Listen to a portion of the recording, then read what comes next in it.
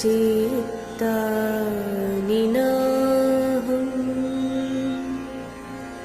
न च श्रोत्रजिह्वे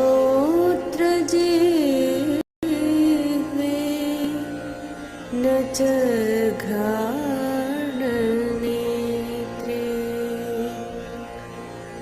न च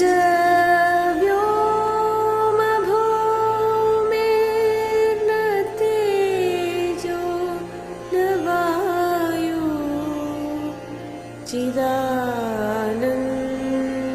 चिदानन्दरूपः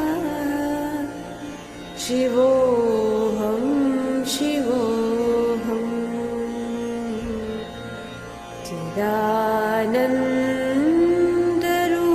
चिदानन्दरूपः शिवोऽहं शिवोऽहं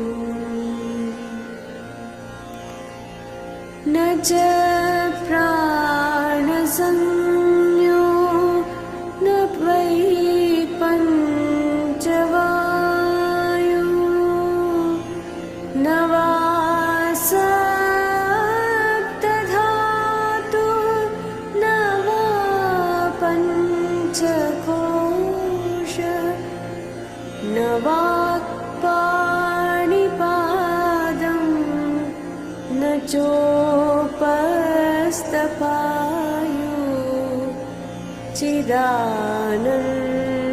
चिदानन्दरूपः शिवोऽहं शिवोऽहं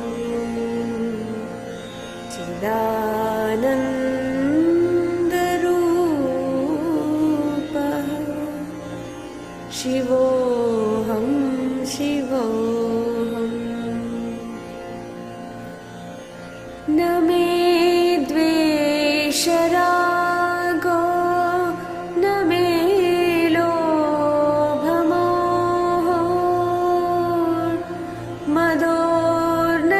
मदोर्नैव मे नैव मात्सर्यभावः न धर्मो न चार्थो न कामो न मोक्षः चिदानन्दरूपः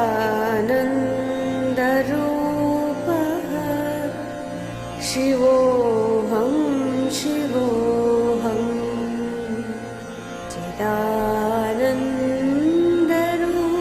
चिदानन्दरूपः शिवोऽहं शिवोऽहम् न पुण्यं न पापं न सौख्यं न दुःखं न मन्त्रो न तीर्थं न वेदा न यज्ञः अहं भोजनं नैव भोज्यं न भोक्ता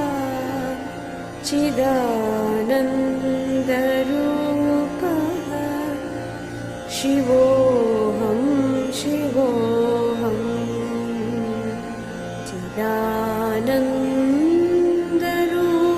चिदानन्दरूपः शिवोऽहं शिवोऽहम् न मृत्युर्न शङ्का न मे जातिभेदः पिता नैव मे नैव माता न जन्म न बन्धुर्न मित्रं गुरुर्नैव शिष्यः चिदानन्दरूपः शिवोऽहं शिवोऽहं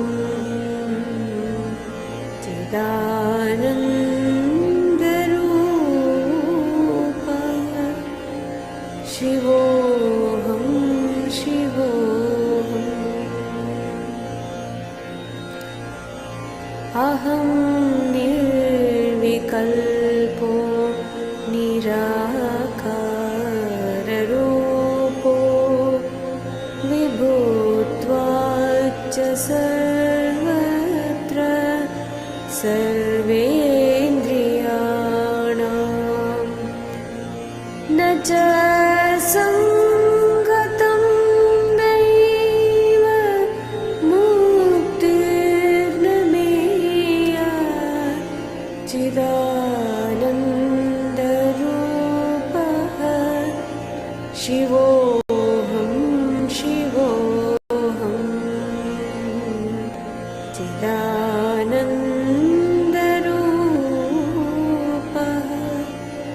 शिवोऽहं शिवोऽहं शिवोऽहं शिवोऽहं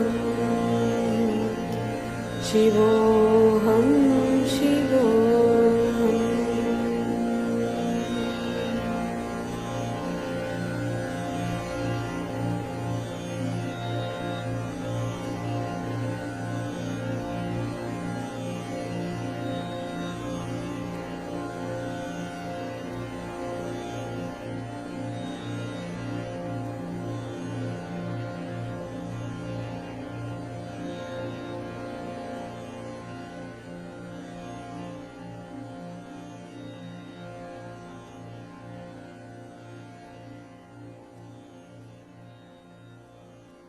Shivoham.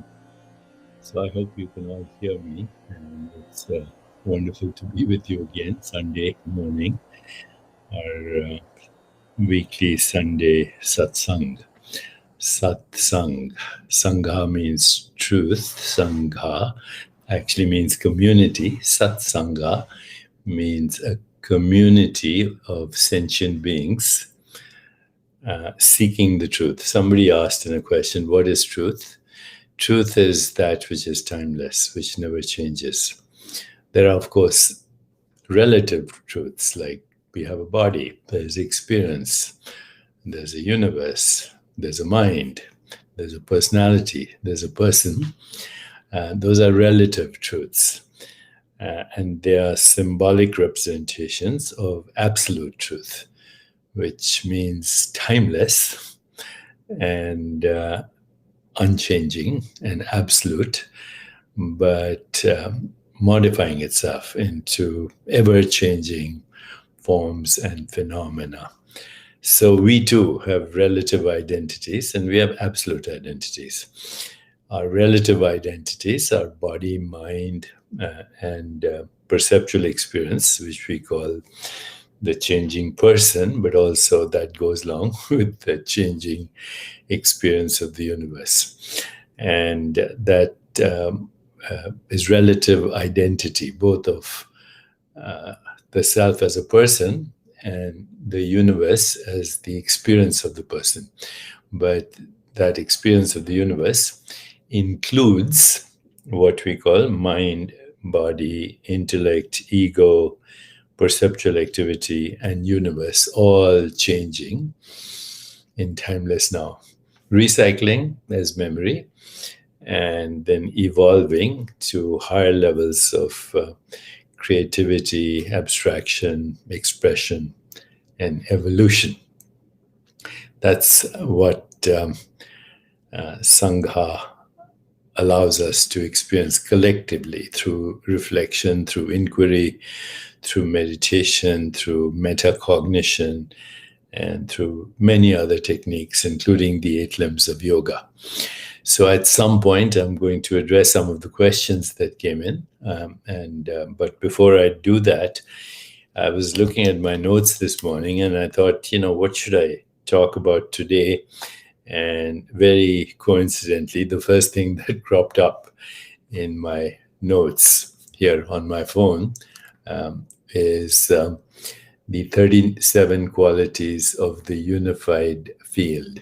So I thought, let me talk about this today and then take in some of your questions and maybe possibly go into a couple of techniques. So these 37 qualities of the unified field that showed up in my notes on my iPhone today, they were created a long time ago.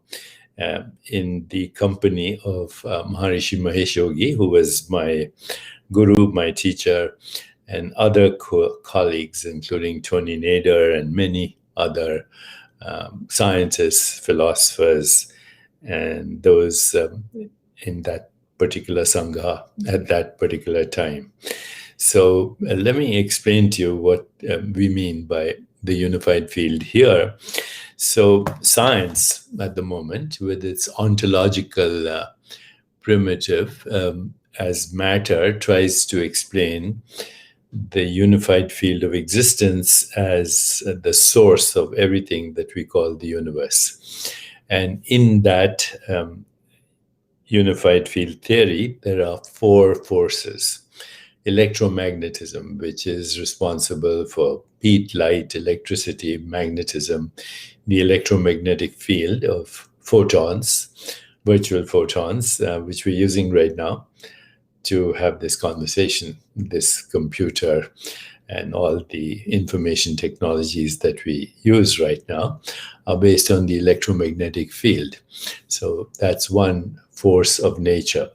The second force of nature is what is called the strong interaction, and it's a force that holds the nucleus of an atom together. You blow it, nuclear explosion, strong interaction.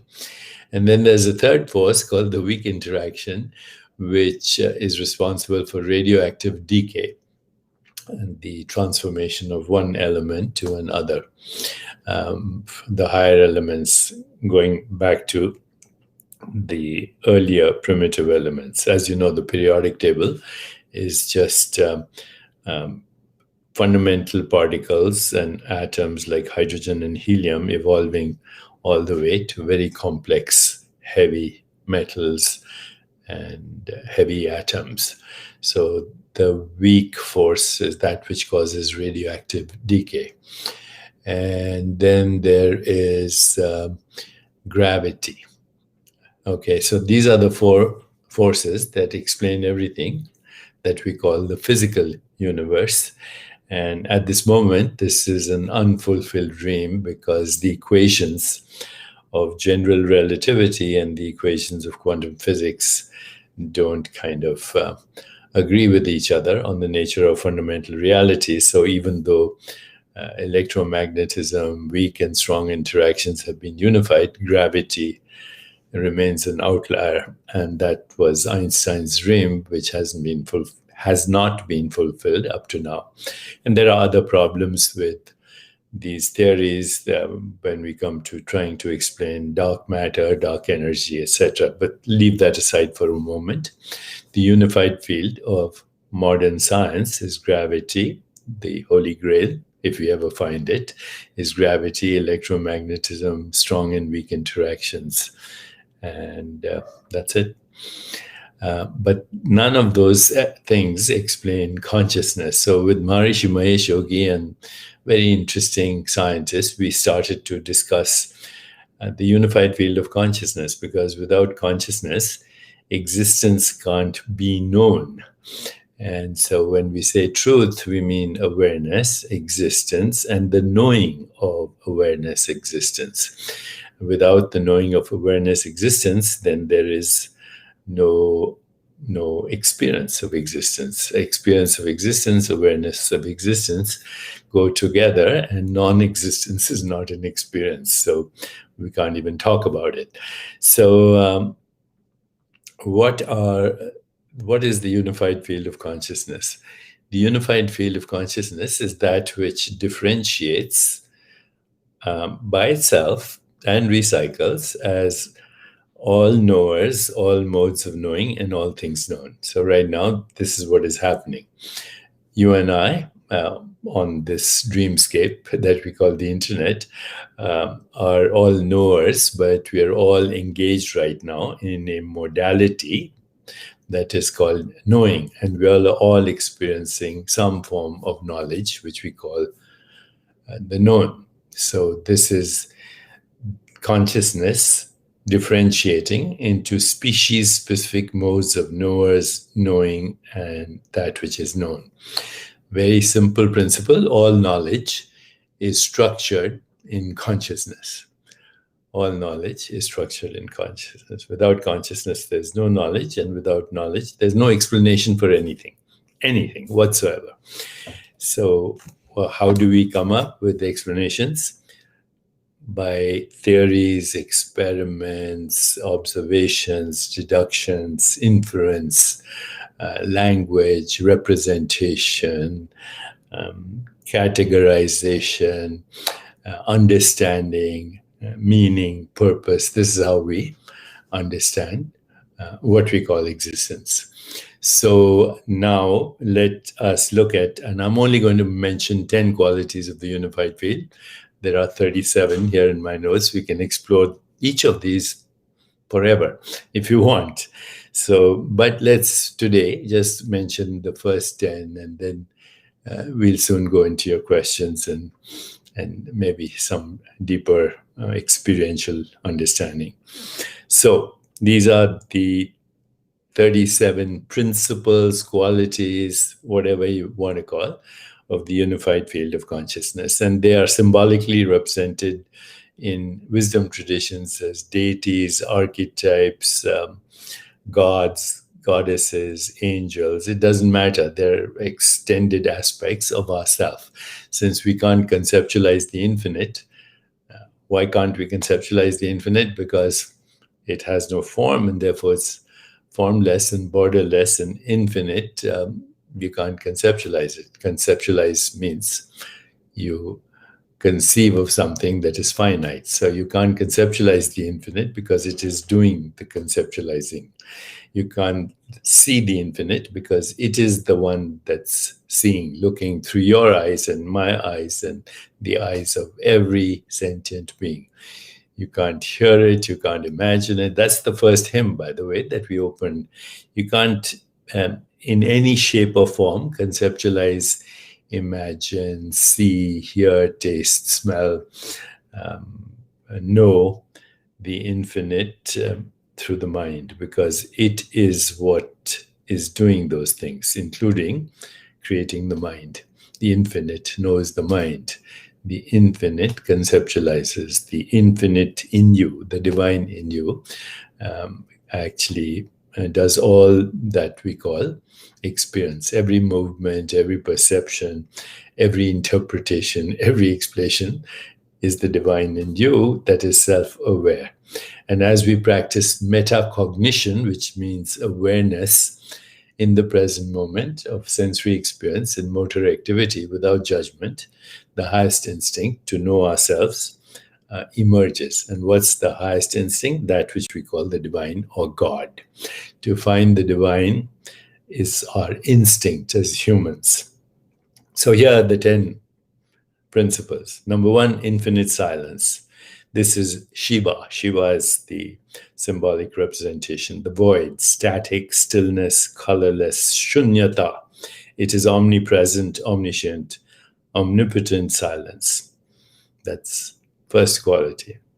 Second, infinite dynamism. This is Vishnu, fullness, totality, radiant, vibrant, brilliant, effulgent, bubbling with potential. It's omnipresent, omnipotent, omniscient dynamism. It's the Shakti, the divine feminine, as both Vishnu, but also, as you'll see, Saraswati. The third is the gate principle. Gate principle means the gateway to liberation. And symbolically, in Indian wisdom traditions, represented by Ganesha or Ganapati, the unified field is the gateway to liberation of freedom. The principle of this entry, the vortex, operates throughout nature. So at some point, I will explain the symbolic manifestations of Ganesh as we invoke that energy within us. The fourth quality is freedom. This is represented by the sky deity, Dyaspita. The unified field is totally free. It is not bound by its constructs. Number 5, omnipresence. The quality of omnipresence represented by Krishna, The mud-eating Leela is the signature life of Krishna, underscoring this principle. In a little bit of mud or soil is the planetary microbiome for all sentient beings of this planet, and ultimately the creation of the biosphere. Remember, when I use these Sanskrit words, gods, goddesses, deities, archetypes, they're all basically symbolic representations of higher consciousness. Fundamental reality is non-symbolic and the source of all symbols. Number 6, omnipotent. This is represented by Varaha avatar. He lifted the entire earth with its tusks. Varatha, the elephant deity as well. The 7th quality is invincibility. The unified is invulnerable. This is represented by Kartikeya. The Gita says of the generals, I'm Kartikeya. 8, quality, order and perfection. The principle of perfect orderliness represented by Ram. And 9, evolutionary, represented by Mother Ganga. It starts as a drop and evolves into mighty torrent storms and everything that we call fertility, abundance. The 10th is omniscience, infinite unbounded knowledge. This is represented by Saraswati, the goddess of language, culture, art, science, music, and poetry. So there you are, 10 qualities of the unified field of consciousness. We can invoke each of these qualities through Tantra, Mantra, and Yantra. That is some of the technology that goes into invoking expanded energies until we get to the source of all energy. So right now, if we think of reality as physical, then we think in terms of matter. But when we look at matter, we actually begin to realize that what we as humans call matter is a changing perceptual activity interpreted as matter because it feels solid, it's hard, okay, it has solidity and volume and density. Matter is the inertial aspect of consciousness, and it's a human construct for a changing perceptual experience. When you look hard for matter or a physical world, you won't find it there. All you'll find is the limitations of your perceptual activity, and of course, through science, the extension of the limitations of our perceptual activity. But you will not find the source of that activity, which gives rise to both the perceptual activity and the interpretation of that perceptual activity that we call matter.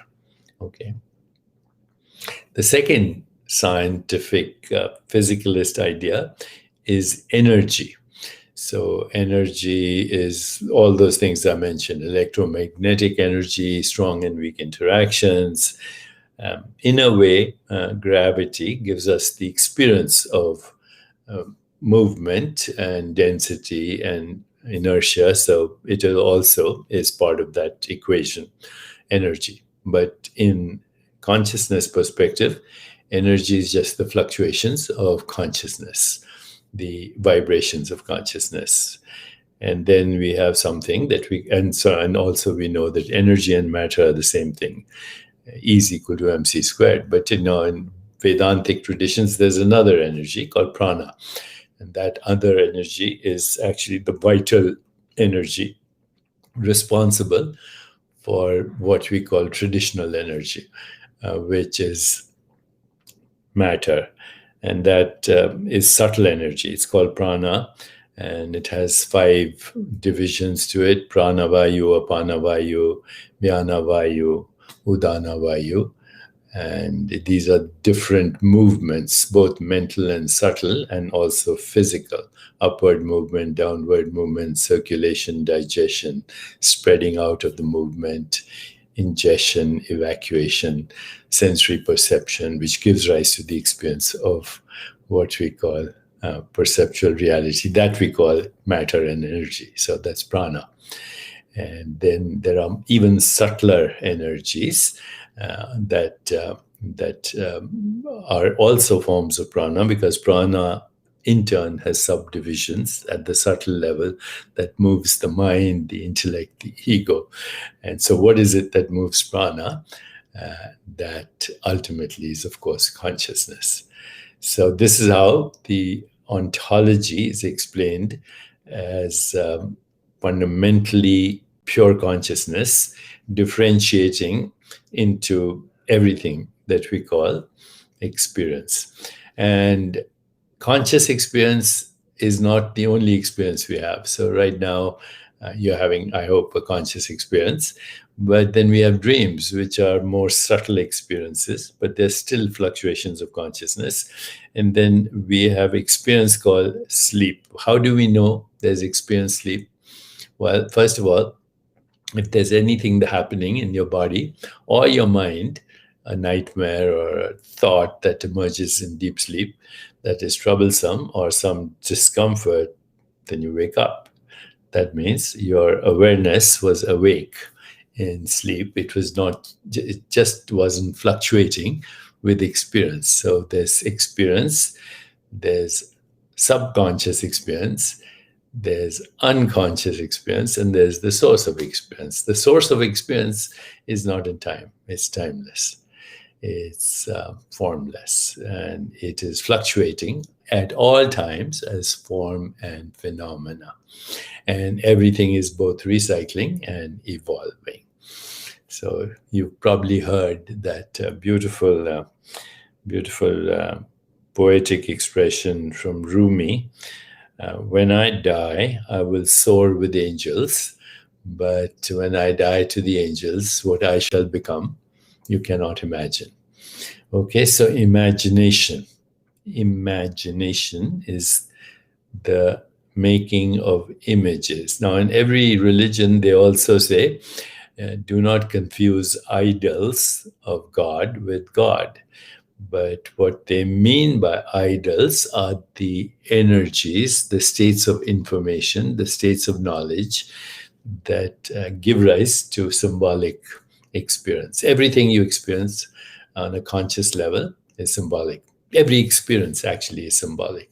So colors are symbolic, forms are symbolic, uh, shapes are symbolic, tastes. Every taste represents something. Okay, strawberry, chocolate, vanilla. Fragrances are symbolic. Thoughts are symbolic. Emotions are symbolic. And who are we as biological organisms? We are modes of knowing. Modes of knowing through the five senses, through the mind, through the intellect, through feelings. So this is where yoga comes in. Raj Yoga, which is frequently called the royal yoga, the 8 limbs of yoga, you know, the what you call yamas, niyamas, asanas, pranayam, pratyahara, dharana, dhyan, samadhi are Raj Yoga, the royal yoga. Because when we practice these yogas, the mind moves away from itself. The awareness moves away from the mind, from the storytelling, from the interpretation, from the modeling, from the symbolic representations. It moves back in the direction of non-symbolic awareness through Raj Yoga, Royal Yoga, okay, which includes Hatha Yoga and all the things I mentioned, the 8 limbs. But then there's the yoga of feeling, the highest feeling, of course, being love. Love not as a sentiment, but as the highest truth of inseparability, that we are all the same knower in different modes of knowing, the same observer in different modes of observing, the same seer in different modes of seeing and therefore different sceneries, the same lover, but with innumerable representations as the beloved. And when the seer and the scenery become one, when the feeler and the feeling become one, that is the highest love. Highest love. The beloved and the lovers become one. and there is pure love, highest form of knowing. So Raj Yoga is pure knowing, and Bhakti Yoga is pure feeling, highest level, starting from empathy, compassion, joy, equanimity, pure love, ecstatic love, transcendent love, non-symbolic love. And then there's the yoga of the intellect, using the intellect to go beyond the intellect. And that's the first hymn, Neti, Neti, Neti. Not this, not this, not this. What's left? The infinite, absolute zero that differentiates into all forms and phenomena. Every form is a phenomena, and every phenomena is a vritti, fluctuation, a mode of knowing, and very specific for humans because humans also include modes of self-knowing. Okay, so that's Bhakti Yoga and Jnana Yoga, and there's Karma Yoga, which is what we all are engaged in, I hope, love in action, one of the core principles of our Chopra Foundation strategy to reach critical mass through love in action. That's a little bit of a summary on how we find truth. But there's a lot more. I mentioned 10 qualities of the unified field. We can go over the remaining in subsequent satsangs, or we can do whatever you want. We can go over many of these modes of knowing. But right now, why don't we actually do a little bit of reflection right now? So as we finish off in the next few minutes before I take your questions, let's ask ourselves the following questions, and you can respond internally. Okay, so the first question I would like to ask you, and you can ask yourself, is: am I my name? Am I the name that was given to me by my parents? Reflect that.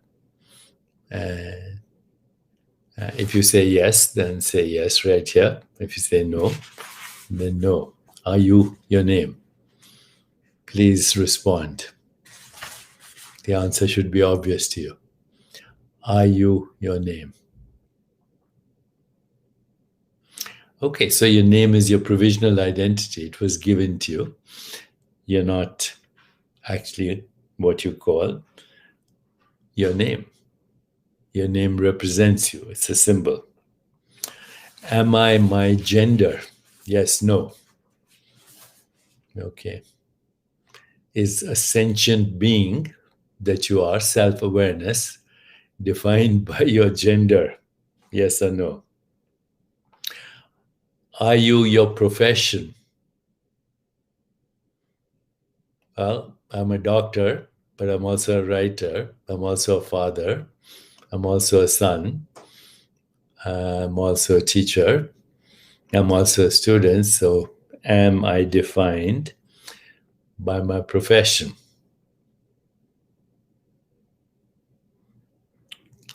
Am I defined by the roles I play?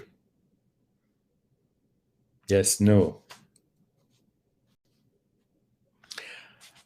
Am I defined by my intellect, or what society calls my intellect, most of which is magical lies? Yes, no. Am I defined by my education? Are there people who are much smarter and have access to genius who didn't have my education?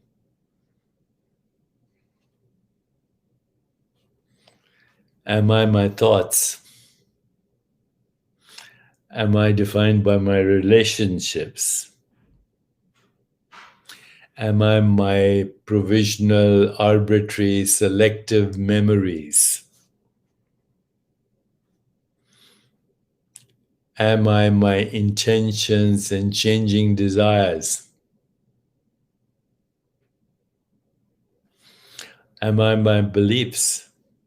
Beliefs are just thoughts we hold to be true. Once we don't hold them to be true, they're no longer beliefs.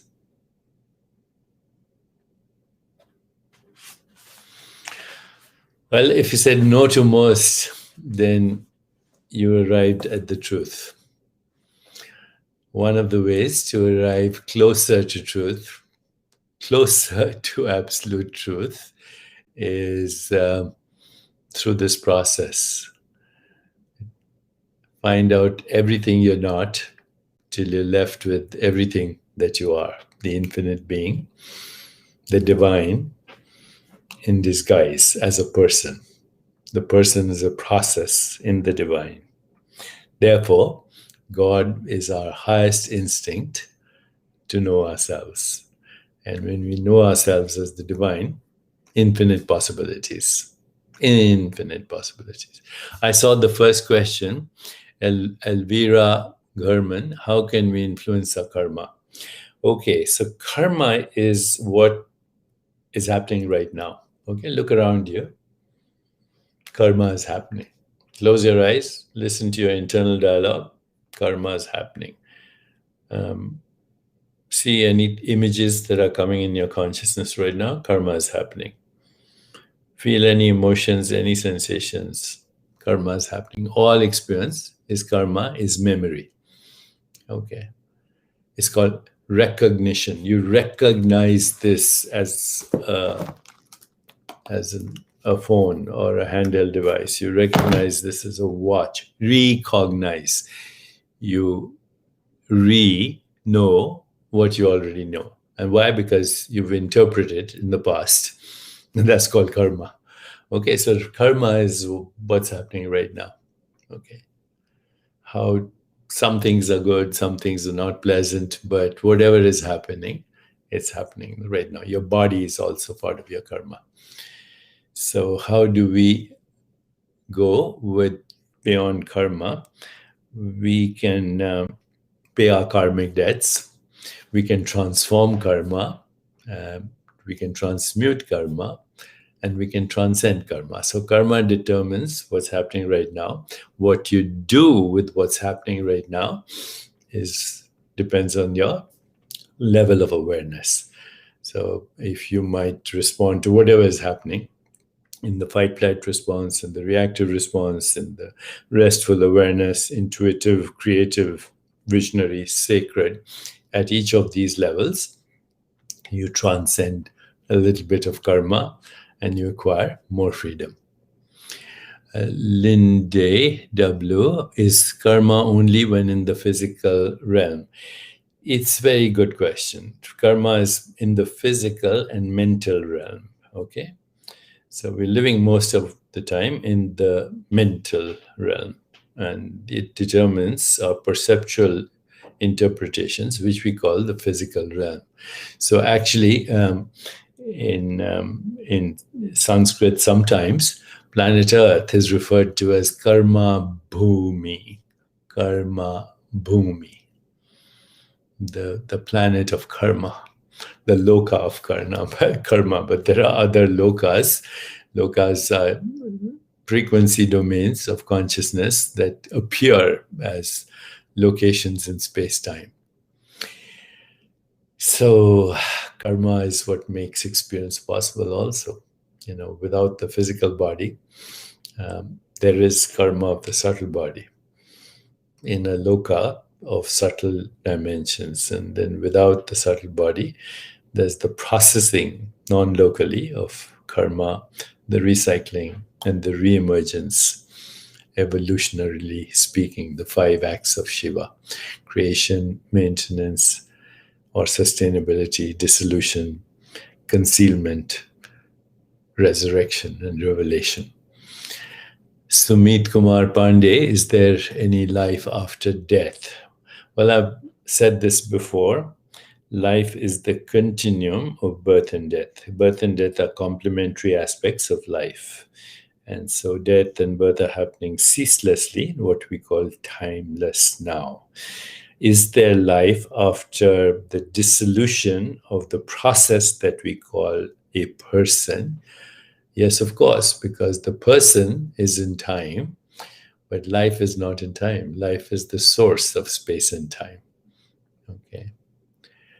Margarita Ferrer, after death is there life, and when will we see loved ones again? So every loved one is a reflection of yourself. And so what we call love for a person is seeing yourself in what we call the other. What we call beauty in an object is seeing yourself in an object, whatever that object is. When you see yourself in an object, self means the presence of being, then you feel beauty. Beauty, love, and truth and goodness and harmony go together. And in Sanskrit, these are called Satyam, Shivam, Sundaram. So there's only the recycling of relationship, only the recycling of relationship in timeless now. And the purpose of this recycling of relationship is that relationship by itself, the mirror of relationship, is karma. Okay, and therefore, the only way to freedom is also through understanding that all relationship with the other is a relationship with the self. Every person, every situation, every circumstance, every event, every quality of relationship is a reflection of your relationship with yourself in the matrix of interbeingness. In the matrix of interbeingness. So that is what we're talking about, okay, right now. No relationship ends, but relationships transform. Kenobi, how can I download the consciousness in Dharmakaya? So, just now this Kenobi is introduced a Buddhist term called Dharmakaya. Dharmakaya, in Buddhist literature, there's Nirmanakaya, which is the world of space-time, objects, and causality. Okay. Nirmanakaya. Is that what it's called? Nirmanakaya? But the Dharmakaya is the source, okay? Dharmakaya is the source. And then the subtle realms and physical realms are the expression. So Teilhard de Chardin called this Dharmakaya the theosphere. And then there's the noosphere and there's the biosphere. But they're all differentiated aspects of what we call the theosphere or the Dharmakaya. And it's also called Ein Sof. We can use other words, Allah, Brahman, unified field. We just used that word, source of everything. And the answer was, how do we download? Through metacognition and through deep stillness and understanding the qualities of the unified field, which we'll go through slowly. Okay, but we will go through them. Okay, but I hope I answered your question. You cannot download the Dharmakaya with thought. You have to go to the source of thought, to the source of all vrittis, which is the second verse in the Yoga Sutras of Patanjali, in the first chapter. Yog Chit Vritti Nirod. Prashant Thakuri is observer-based science possible. All science is actually observer-based, but because, theories are constructed in the consciousness of the observer, experiments are designed in the consciousness of the observer, observations are made in the consciousness of the observer, interpretations, validation, falsification, all happens in the consciousness of the observer. So all science is observer-based. What the deeper question is, can we study the observer? And that is the science of yoga. And that is the science of Sanatana Dharam. That is the science of consciousness. Consciousness understanding itself. Only a science that has both entities, outer and inner, merged into one experience will be a true science. Until then, science is partially accurate. It has major inconsistency. It assumes an embodied observer when in fact the body is an experiencing observer. It assumes a subject-object split, which is artificial.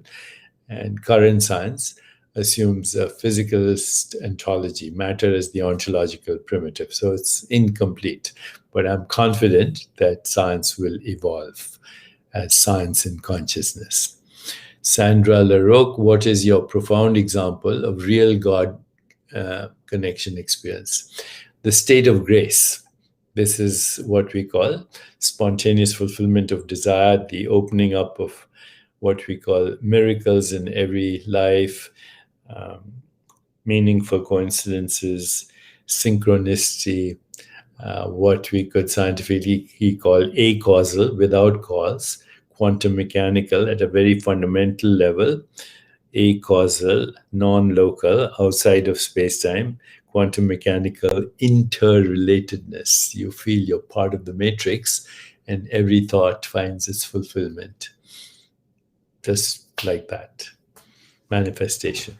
That is divine consciousness. But we can go more into details if you want on how to cultivate that divine consciousness. Hint, hint. It's the highest love. But there are other ways, and we mentioned about that. Camila Schmidt, how can I help with your love in action journey? Thank you for asking.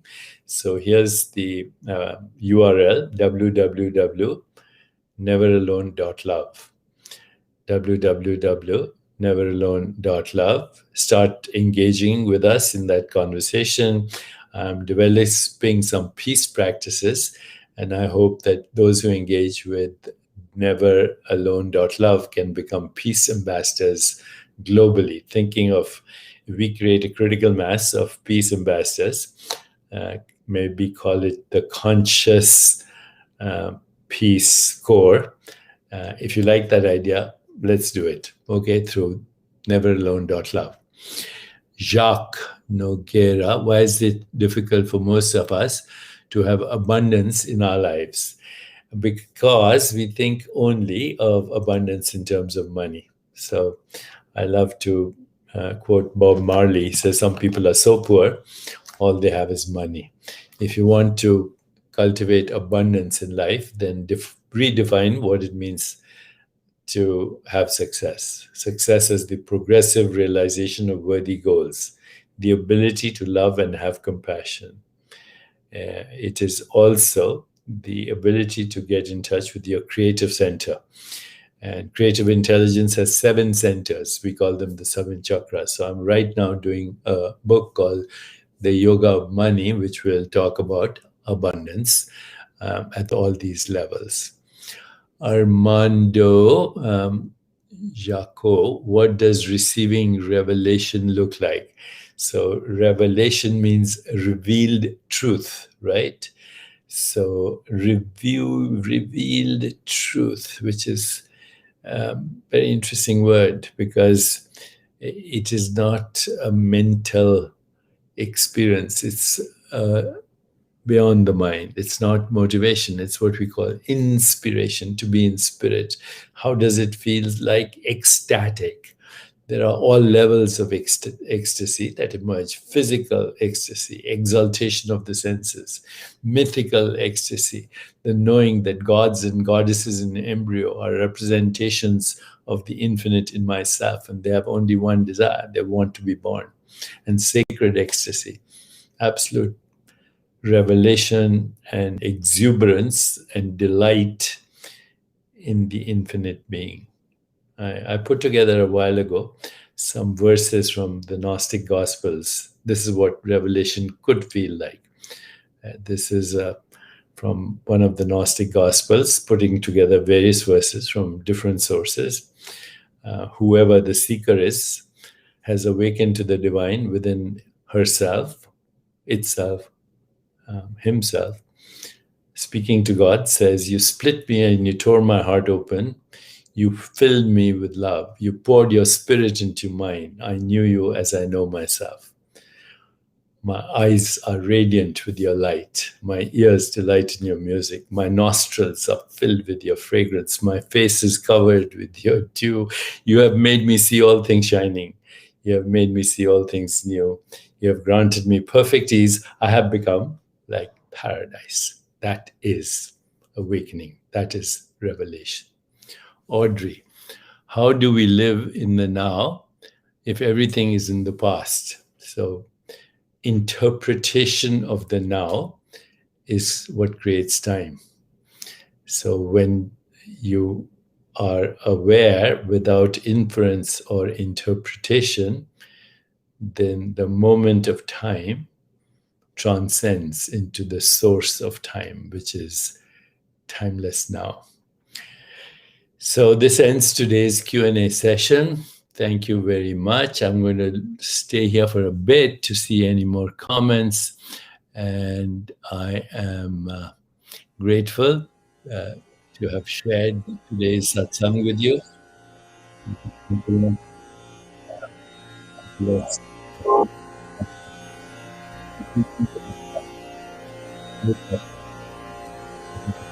Within you.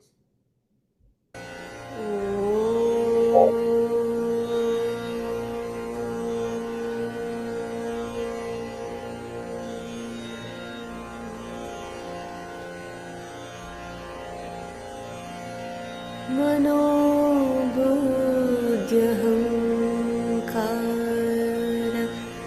चित्तानि नाहं न च श्रोत्रजिह्वे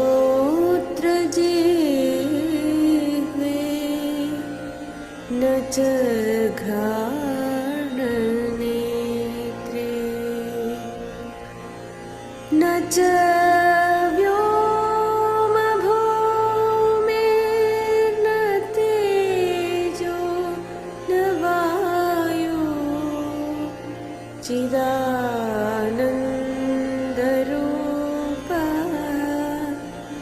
शिवोऽहं शिवोऽहं चिदानन्दरूपः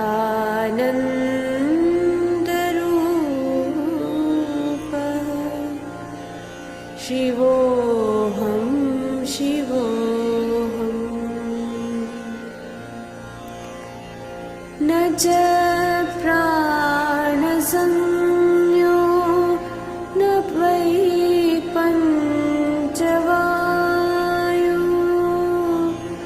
न वा सप्तधातु न वा पञ्चकोश न वाक्पाणिपादं न चोपस्तपायु चिदानन्दरूपः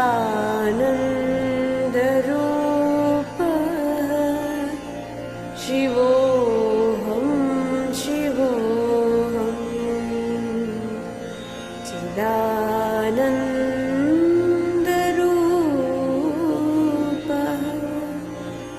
शिवोऽहं शिवोऽहं न मे द्वेषरागो न मे लोभमोहो मदोर्नैव मे नैव मात्सर्यभावः न धर्मो न चार्थो न कामो न मोक्षः चिदानन्दरूपः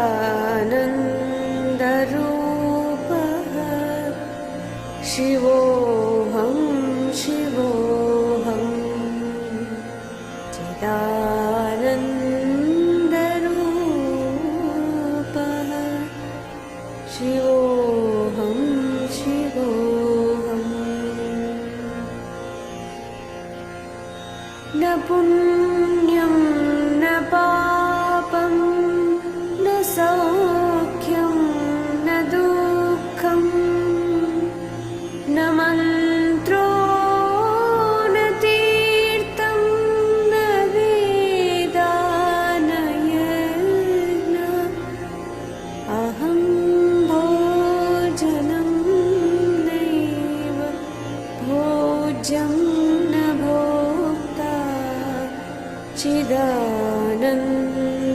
चिदानन्दरूपः शिवोऽहं शिवोऽहं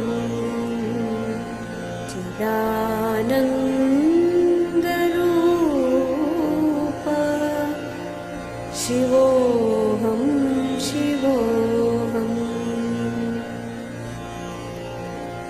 न मृत्युर्न शङ्का न मे जातिभेदः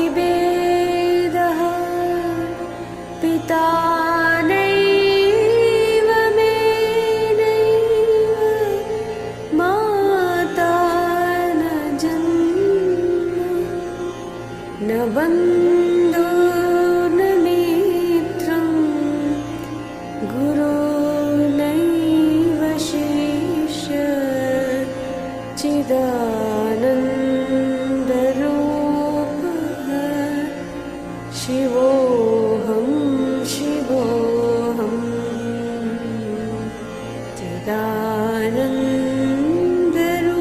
चिदानन्दरूपः शिवोऽहं शिवोऽहम् अहं निर्विकल्पो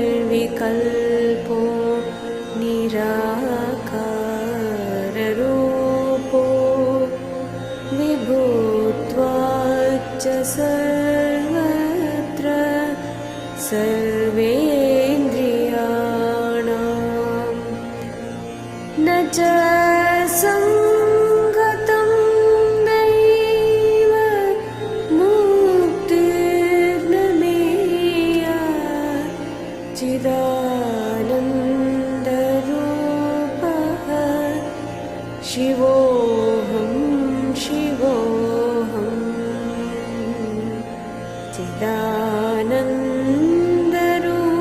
चिदानन्दरूपः शिवोऽहं शिवोऽहं शिवोऽहं शिवोऽहं शिवो